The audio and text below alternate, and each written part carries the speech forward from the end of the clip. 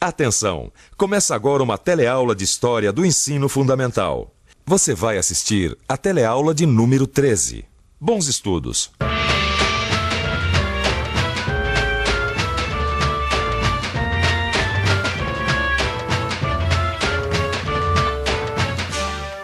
Vocês sabem que bandeira é essa? Não. Não sabe? Não. Você? Também não. É a bandeira da Inconfidência Mineira. Quer dizer liberdade, ainda que tardia. É isso mesmo. A Inconfidência Mineira foi um movimento importante no caminho do Brasil de colônia de Portugal a país independente. Ela aconteceu aqui em Ouro Preto, Minas Gerais, que na época se chamava Vila Rica. A nossa teleaula de hoje vai dar um mergulho na Inconfidência. Vamos saber por que e como ela aconteceu. E por que ela não deu certo. É que os inconfidentes acertaram o lema da sua bandeira: liberdade, ainda que tardia.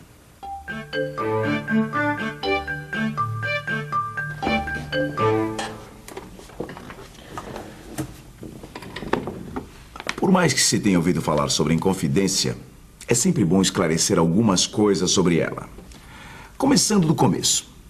Vamos lembrar da situação do Brasil desde o descobrimento e durante a colonização. Durante o processo da colonização, o interesse de Portugal no Brasil era um só: explorar tudo que pudesse ser extraído daqui e comercializado fora.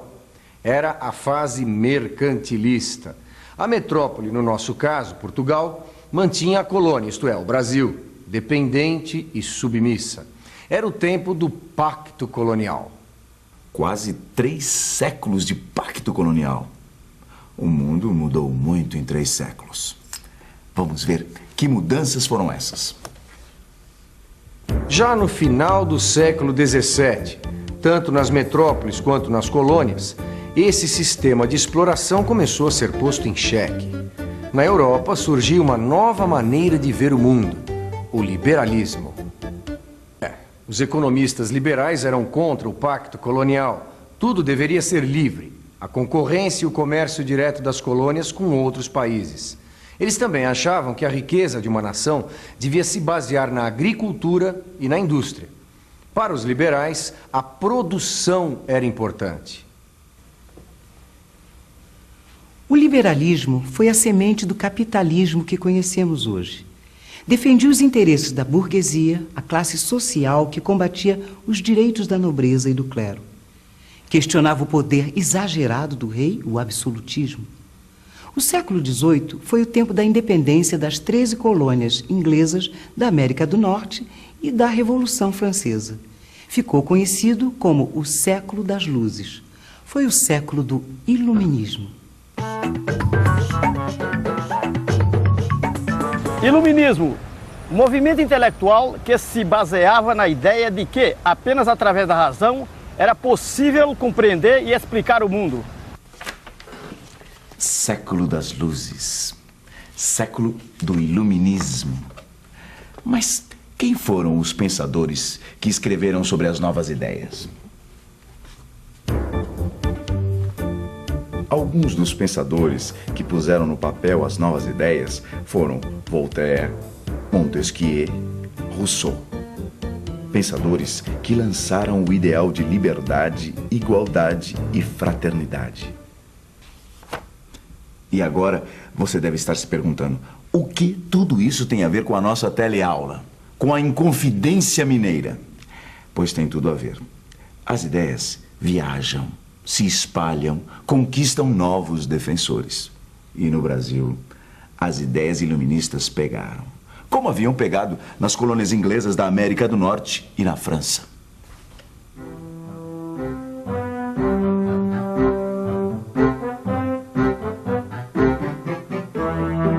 A aristocracia brasileira queria garantir os seus privilégios. Também queria deixar de ser dependente de Portugal. Isso era novidade por aqui.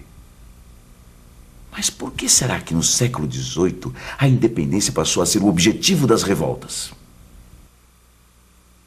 Esta é uma igreja do século XVIII. Dá para perceber que nessa época a região das Minas era muito rica, não dá? Só para fazer uma igreja dessas, né?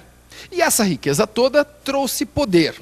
os filhos das famílias prósperas mineiras iam estudar na Europa. E lá descobriam as ideias liberais burguesas do iluminismo. E é claro que não podiam deixar de comparar essas ideias com a situação do Brasil.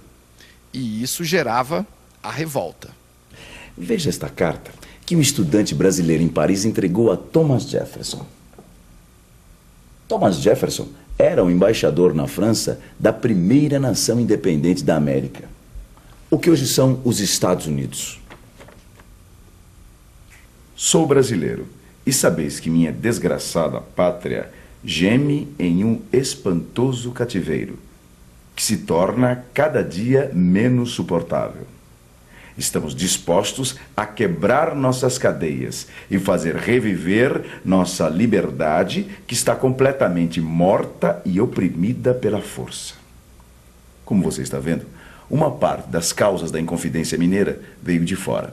Eram as causas externas. Fatores externos da Inconfidência Mineira. As ideias iluministas, a independência dos Estados Unidos. Os estudantes brasileiros trouxeram essas ideias da Europa para o Brasil. Assim, a consciência de libertação foi se formando. Nós já vimos que os brasileiros ricos tinham uma situação muito boa aqui em Ouro Preto, a antiga Vila Rica. Agora, será que eles se rebelariam só por causa de ideias novas? Ou havia também causas internas que davam motivo para uma rebelião? Os mineiros não estavam satisfeitos com os altos impostos cobrados pelos portugueses. Também discordavam do controle das atividades econômicas. Era proibido produzir artigos como roupas, alimentos e ferramentas nas regiões das minas. As minas sofriam intensa fiscalização dos funcionários da metrópole para evitar o contrabando. Por último, importantes figuras da sociedade mineira deviam grandes somas à coroa portuguesa. Nós estamos chegando aonde nós queríamos. O clima que provocou a explosão da Inconfidência. Nós já vimos tudo que causou a revolta. Agora nós vamos ver como ela aconteceu. Quando o imposto arrecadado não alcançava a soma que a coroa portuguesa exigia, era feita a derrama. Quer dizer, a cobrança da diferença entre o imposto devido e o imposto pago. A coroa exigia 100 arrobas de ouro por ano. Em quilos, isso dava 1.500. Em 1765, faltaram 13 arrobas. Foi feita a derrama, a cobrança forçada da diferença. Em 1789, a situação piorou. A diferença acumulada era de 596 arrobas. Se tinha sido difícil pagar 13, imagine 596. As instruções para a derrama foram duras. As tropas do governo deveriam invadir casas e levar todos os objetos de valor. Foi aí que mineiros, padres, militares e pessoas da classe média prepararam um movimento. O dia da derrama ia ser também o dia da revolta. O povo, insatisfeito, com certeza apoiaria. Os participantes do movimento iam desde poetas como Cláudio Manuel da Costa e Tomás Antônio Gonzaga, passando por padres como o padre Rolim, até militares, os coronéis Domingos de Abreu Vieira e Francisco Antônio de Oliveira Lopes e o alferes Joaquim José da Silva Xavier, o Tiradentes. Esses participantes do movimento ficaram conhecidos como Inconfidentes. Eles tinham muitos planos, mas pouca organização. Mesmo assim, apresentaram um projeto de reformas revolucionário. Os Inconfidentes iam proclamar a República e a capital seria São João del Rei. Convocariam todos os cidadãos para a luta, em caso de necessidade. Estabelecida a República, haveria a criação de indústrias de tecidos, fundições e de uma universidade. Além disso, as famílias pobres receberiam pensões, seriam doadas terras para o aumento da produção agrícola. E seria então adotada uma bandeira com os dizeres: libertas quae será tamen, liberdade ainda que tardia. Mas os nossos amigos inconfidentes eram melhores no planejamento do que na execução. Os Inconfidentes deixaram de fazer uma série de coisas. Não tomaram posição diante da libertação dos escravos. Não se armaram, nem mobilizaram a população. E também não se prepararam para resistir à derrama. Um dos inconfidentes, o coronel Joaquim Silvério dos Reis, denunciou o movimento ao governo em troca do perdão de suas dívidas com a Fazenda Real. O governador, Visconde de Barbacena, suspendeu a derrama e mandou prender os implicados. Os principais envolvidos foram condenados à morte. No final, a pena de morte foi modificada para degredo perpétuo, que quer dizer expulsão sem volta para as colônias portuguesas da África. Só uma execução aconteceu, a de Tiradentes, que foi enforcado no Rio de Janeiro no dia 21 de abril de 1792.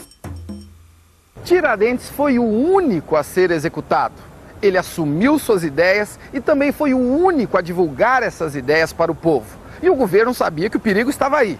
Por divulgar suas ideias de liberdade, Tiradentes era a maior ameaça. Além da Inconfidência Mineira, vários outros movimentos de contestação ao governo português da América colonial ocorrem no final do século XVIII e no começo do século XIX. Os mais importantes são o ocorrido na Bahia em 1798, conhecido como Inconfidência Baiana ou Conjuração dos Alfaiates, né? E dois outros movimentos apenas ensaiados, né? Na verdade eles não chegaram a ocorrer, né? Mas houve a suspeita de que eles pudessem ocorrer, né?